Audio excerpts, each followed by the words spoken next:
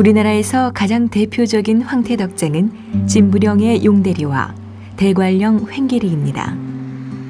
강원도 동해 바닷가나 저지대에도 덕장이 있지만 이들 지역은 춥지 않아 명태를 건조하면 바짝 쫄아들고 색깔이 검게 되어 평범한 북어가 됩니다. 이렇게 겨울에 명태를 말리는 방법은 우리나라에만 있는 독특한 것입니다.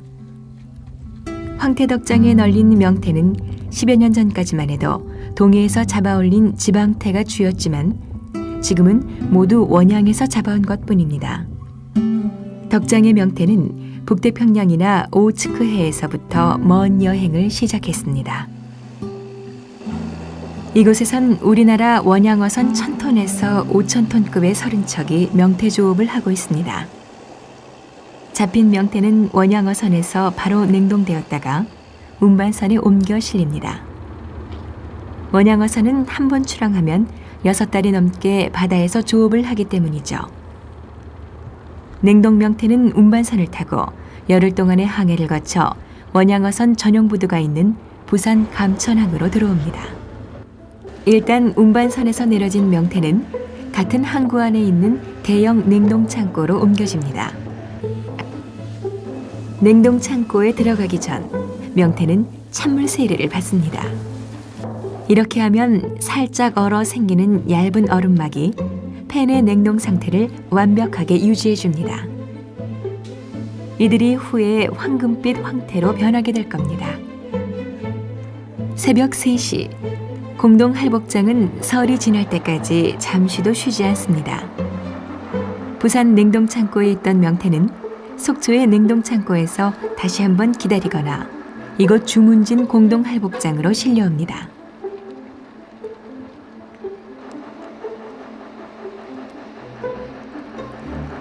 한 10여 년 전까지만 해도 이 할복장 주인은 북태평양 출신 원양 명태가 아니었습니다. 동해에서 막 잡아올린 지방태들이 날렵한 몸을 뽐내며 할복장 옆을 흐르는 맑은 시냇물에 몸을 맡긴 채 짠물을 빼냈었습니다. 하지만 동해에서 명태가 점점 사라지자 이곳은 원양 명태들이 자리를 차지했고 환경오염 문제 때문에 흐르는 시냇물 대신 탱크에 담아놓은 물에 몸을 씻어내게 되었습니다. 변하지 않은 것은 안악들의 부지런한 할복 솜씨입니다. 안악들이 명태의 배를 갈라 내장과 알을 구분하는 할복 솜씨는 매우 숙련되어 있습니다. 그도 그럴 것이 이 일만 30년 가까이 해왔기에 눈을 감고도 정확히 명태를 손질할 수 있을 정도입니다.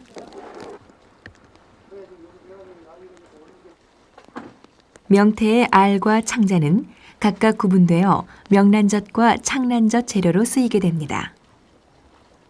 2마리를 하나로 묶은 것을 10개 모아 한 급을 만들어 씻습니다. 화주가 다른 명태를 표시하는 방법은 2마리를 한 코에 꿰을 때 다른 색끈을 쓰는 것입니다.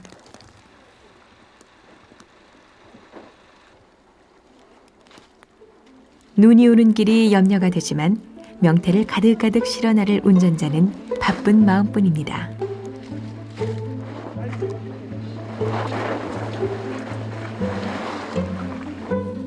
명태를 맞이하기 위한 준비는 이미 11월부터 한창이었습니다. 덕장을 운영하는 덕주는 날이 추워져 땅이 얼기 전에 덕대를 세우기 시작합니다.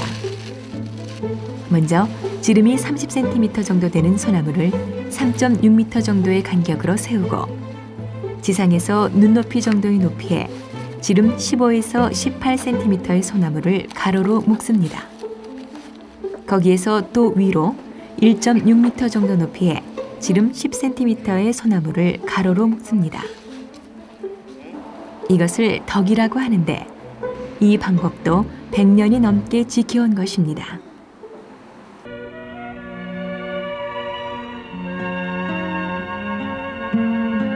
동해안 일대에서 잡힌 명태는 이곳 덕장으로 옮겨져 횡계천 맑은 물에 씻어진 후 하루를 묵게 둡니다. 꽁꽁 얼어붙는 추위도 아랑곳하지 않고 물속에 명태를 한 두름씩 올려서 건조대로 가져갑니다.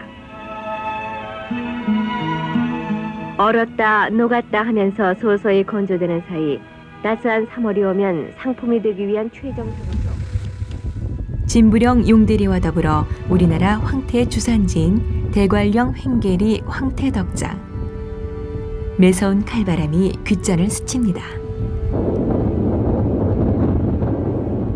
진부령 덕장이 진부천을 끼고 형성되어 있듯이 이곳 대관령 덕장도 횡계천을 가운데로 두고 양쪽에 펼쳐 있습니다. 대관령 황태덕장에서는 주로 4명이 한 팀이 되어 일합니다. 2사람은 덕대의 위층에서, 또 다른 2사람은 지상에서 명태를 겁니다.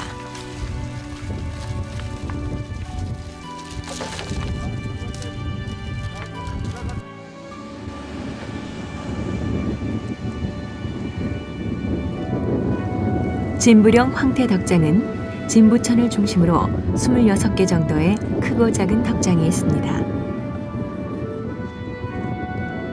용대리에 공급되는 명태도 역시 모두 원형태입니다. 속초나 거진에서 할복되어 이곳으로 공급됩니다.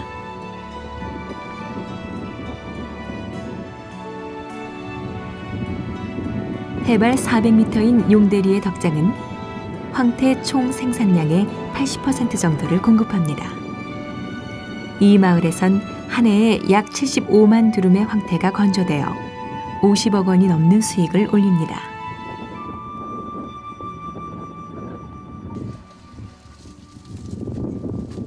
진부령의 덕장에서는 대개 5, 6명이 한 팀을 이룹니다.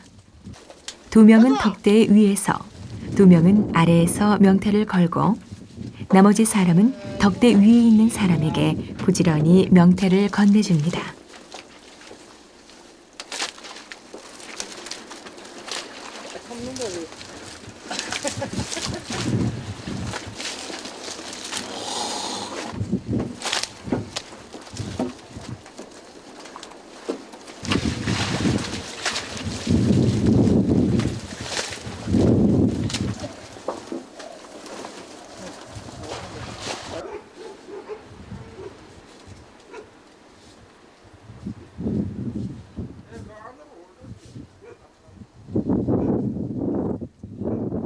사람이 명태를 잡아 할복을 하고 덕장에 옮겨 덕대에 걸고 나면 이젠 좋은 황태를 만드는 것은 하늘의 몫이 됩니다. 명태도 하늘만 쳐다봅니다. 그래서 황태는 사람이 3할, 하늘이 7할로 만든다고 합니다.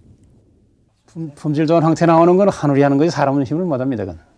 색깔이 나쁘면 안 되거든. 그때는 너무 추운 날 걸면 고기가 지금 하얗게 돼버려요.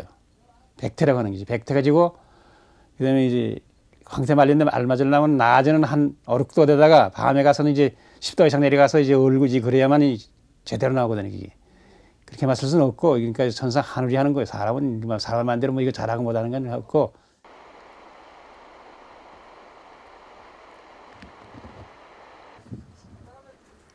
찬바람을 맞으며 얼었다 녹았다 하는 사이 어느새 명태는 금빛을 머금으며 포근한 솜 같은 살을 만들어냅니다.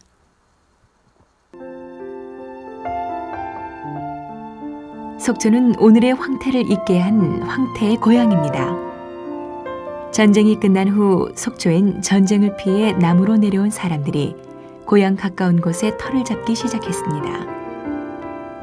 함경도가 고향이었던 실향민들은 청호동에 모여 살며 고향에서 하던 그대로 명태를 떼어 덕대를 만들어 걸었습니다. 이들이 택한 곳은 대포동 쌍천 둔치였습니다.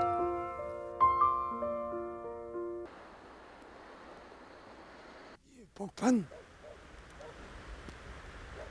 개울을 중심해서 양쪽 개울은 또 물이 없으니까 이 개울물을 이용하는 거거든. 명태 씻는단 말이야.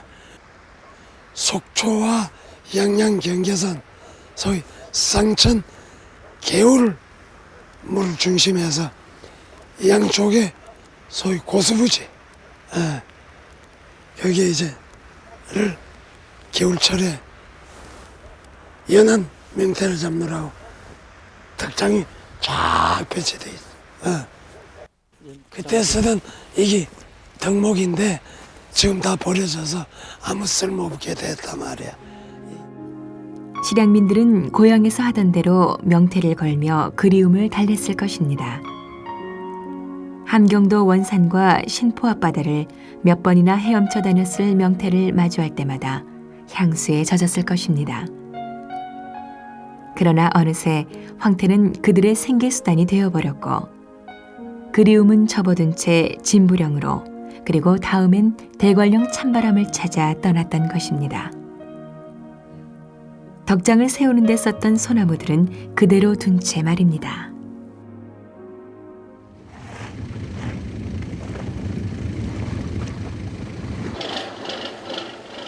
새벽 4시, 명태는 동이틀 무렵 먹이를 찾아 이동하기 때문에 대개 뱃사람들은 이 시각이면 나갈 채비를 합니다. 최 선장은 배를 탄 지 30년이나 되었습니다. 무태서보다 바다의 넘실거림이 더 몸에 익숙합니다. 최 선장의 촬영호는 그물로 고기를 잡는 자망어업선입니다.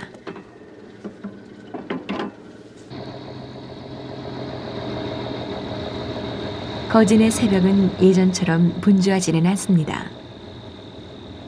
명태잡이로 유명해 국내 명태 어획량의 62%까지 차지할 정도였지만 지금은 그렇지 않습니다.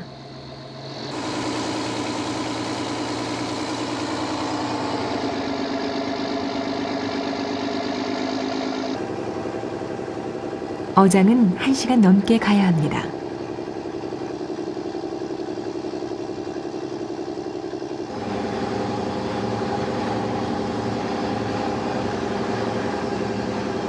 바다에 나가면 선장들은 항상 무선 송수신기에 신경을 바짝 쏟아야 합니다. 어선들의 조업을 보호하는 해경 경비정의 점호에도 제때에 응해야 하고 수시로 주변 어선과 교신을 해야 하기 때문입니다. 예, 기당자 수고 많습니다. 48회 1고 자망 조업정 산단산의 원일. 4.13에서 모든 선박들의 선장들 앞에 나가 조업하려고 그러고 있습니다. 입항 예정 시간 모두 11시.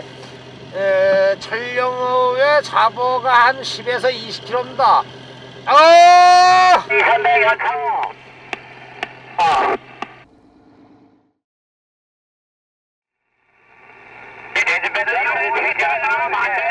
이게 맞더란 말이야. 연안하고 맞대고 이게 저 안에 들어가서 왔다 갔다 한 거 아니야 지금.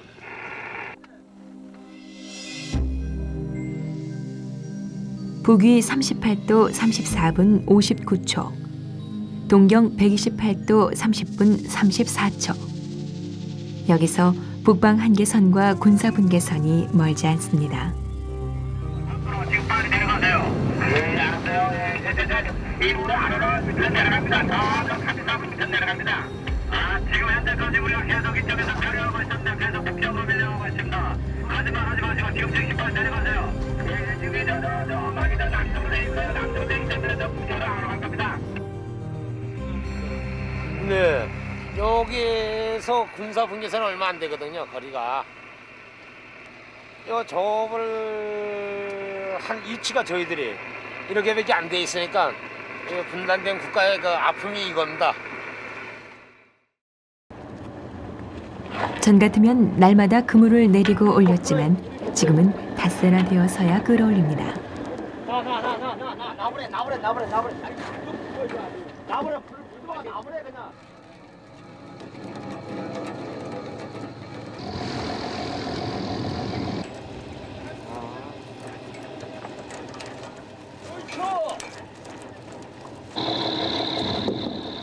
한 닭이 400m인 4개에서 5개의 닭을 끌어올렸지만 명태는 한 마리도 잡히지 않았습니다.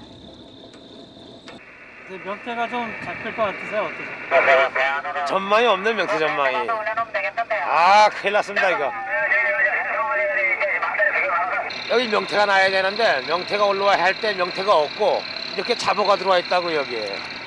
그러니 이렇게 애가 나가지고 모두 죽을 지경이 아니에요.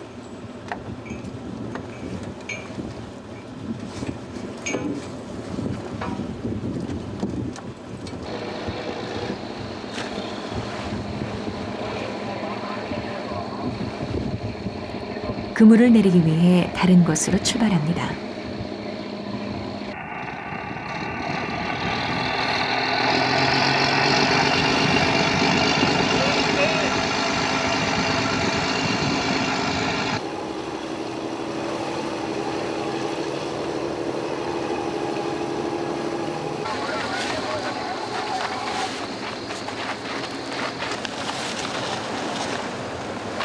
크게 원을 그리며 그물을 내리고 때를 띄웁니다.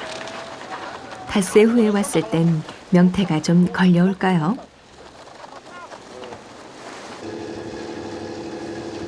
항구로 돌아오는 길, 어부는 쉬지 않습니다. 오늘의 어획량, 이것이 전부입니다. 명태는 없습니다. 오늘도 적자는 30만 원. 하루하루가 마치 도박을 벌이는 것만 같습니다.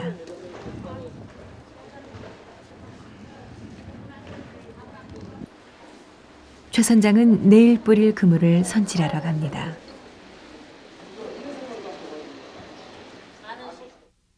주문진 동해 거진 일대 각 항구는 모처럼 활기를 띠고 있으며 어민들은 지난 몇 해 동안 흉어로 수협에서 빌어 쓴 영어 자금을 모두 갚아버리고 60억 원 규모의 예금까지 하게 됐습니다. 우리나라 명태 어획량은 1981년 16만 6천여 톤을 정점으로 서서히 줄어들기 시작합니다. 80년대 말부터 급격히 줄어 95년부터는 10,000톤도 안 되더니 기어이 99년엔 더욱 떨어져 1,392톤을 기록합니다. 2000년엔 1981년 어획량의 0.5%에도 못 미치는 766톤을 기록했습니다. 학자들은 수산 자원이 줄어드는 이유를 크게 두 가지로 생각을 하고 있습니다. 첫째는 해양 환경의 변동이고 두 번째는 인간의 남획 현상이라고 얘기를 하고 있습니다. 동해의 해수온이 따뜻해지게 되면 명태처럼 찬물에 사는 물고기들은 동해에 서식을 하지 못하게 됩니다. 지금 우리나라 동해에서도 이렇게 온난화 현상이 감지되고 있습니다. 이것이 첫 번째 이유고, 두 번째는 우리가 70년대부터 명태의 새끼인 노가리를 계속 많이 잡았습니다. 이렇게 과도하게 어업이 이루어지다 보니까 명태 자원이 현재 줄어드는 상태에 있는 것이 아닌가. 우리나라는 수산자원을 보호하기 위해 치어를 함부로 잡지 못하도록 수산자원 보호령을 시행하고 있습니다. 이 수산자원 보호령은 1963년 12월에 처음 공포되었습니다. 여기에는 잡지 말아야 할 명태의 체장이 27cm 이하로 규정되어 있습니다. 그러던 것이 1970년 10월에는 아예 이 규정이 삭제되어 26년 동안 명태의 어획 금지 체장은 규정되어 있지 않았습니다. 명태의 치어, 어린 새끼가 무자비하게 남획되는 계기가 마련된 것이었습니다.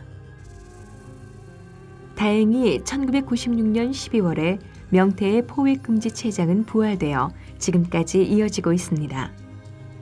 그런데 이 수산자원 보호령 제10조에 포획 금지 체장으로 규정된 명태의 크기는 10cm입니다. 이는 이석으로 나이를 판명하기조차도 쉽지 않은 한 살도 안 된 치어입니다. 우리 같은 건 해변가에서 순전히 그 수산업만 하다가 쭉 나온 사람들인데 여기 나와서 수산 정책을 하는 걸 보고 실망해도 보통 실망이 아닙니다. 우리가 예언했어요. 너 이러다가 이제 나중에 명태새까지 다 없어진다고 말이에요. 그게 일대가 안 지나가고 현실이 됐어요, 지금요. 그러니까 이게 자라가지고 북으로 들어가서 거기서 언난지 커가지고 나옵니다. 커가지고 나오는데 지금 명태가 안 잡히는 이유가 노가리 생긴 게 여기서 해유하다가 언난주 되면 들어가는데 그걸 크기 전에 다 잡아먹었으니까 이북에 들어가 거쳐서 나올 게 어디 있습니까? 그러니까 수산정책은 영 싹 망가먹었어. 그냥 지금도 여기 어업하는 사람 보고들도 내 얘기해요.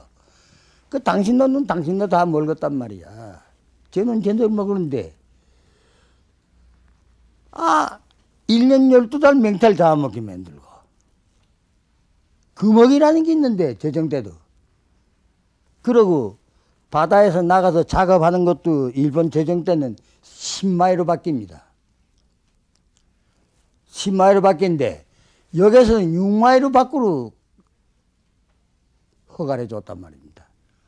그러면 어업하는 사람이 6마일이면 6마일에 또 합니까? 6마일 안에 들어 막 잡아먹는 거예요. 그러니 뭘 어떻게 살아날 힘이 있겠어요. 이래가지고서 수산업은 다 망쳐놨습니다, 지금요. 노가리의 남획으로 명태가 줄어들자 명태잡이 항이었던 거진의 경제는 매우 어려워졌습니다. 저기서도 저까지 한 6, 7년 전만 해도 이 일대는 아주 우리 어선들이 명태를 많이 잡아와서 어떤 명태를 하는 인산 이래를 이다시피 그렇게 했던 이 장소인데 지금은 보십시오. 이렇게 빈 굴만 이렇게 줄이고 있고 지금 이게 우리 어선의 폐실입니다. 선착장엔 출어한 배보다 정박 중인 배가 더 많습니다. 이제는 뭐 명태는 없어요.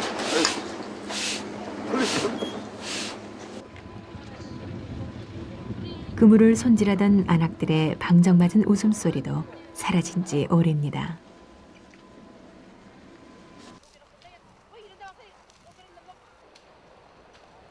거진 읍내에서 멀지 않은 곳, 어부의 아내들은 그물 대신 공공근로에 나서 서툰 낫질을 하고 있습니다. 모든 게 명태가 잡히지 않는 탓입니다. 아카시아 나무의 날카로운 가시만큼이나 그들의 삶은 그렇게 고단하기만 합니다. 어려워요. 그거 안을 담으면 말 기름도 되지도 못 않지. 고기가 안 나서 기름도 못 떼고 하는 사람이 진짜 많아요. 냉방에서 주무시는 저 자는 사람들도 많다고 지금. 아주 거진은 그전에는 고기 판장에 고기 많이 날 때는 참 경기도 좋고 진짜 너무너무 좋았는데 이제는 뭐 이제는 한물 갔어요. 거진에도. 에이.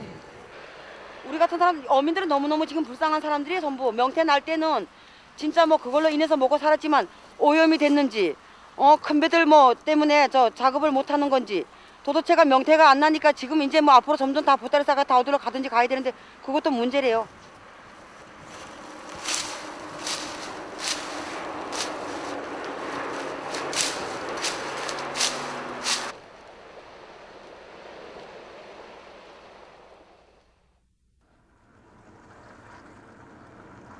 거진의 밤은 일찍 찾아옵니다.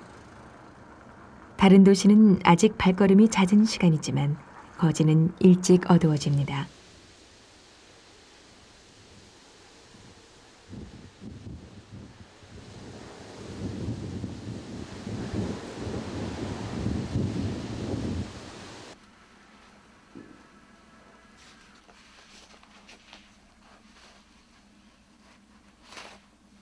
최 선장은 오늘도 내일 뿌릴 그물을 손질합니다.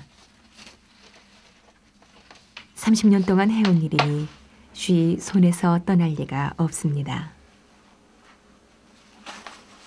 명태가 의미가 크죠. 그 명태를 잡아야지만이 우리 이 어민들이 생활에 궁예로움이 없이 살아갈 수 있는 그러한 기반을 만들어주죠. 웬관이 명태 하나로 인해서 이 가근에 근방에 있는 실업자들이 축소가 된다고 말지. 그러니까 어망을 땡겨가지고 오면 고기를 뺏겨야죠.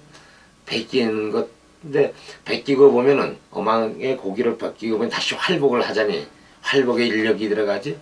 그냥 내장 나오지. 뭐 어망 수리하는 사람이 필요로 하지. 이러고 보니까 모든 사람이 더불어 살 수 있는 게 명태입니다. 뭐 그냥 명태가 이렇게.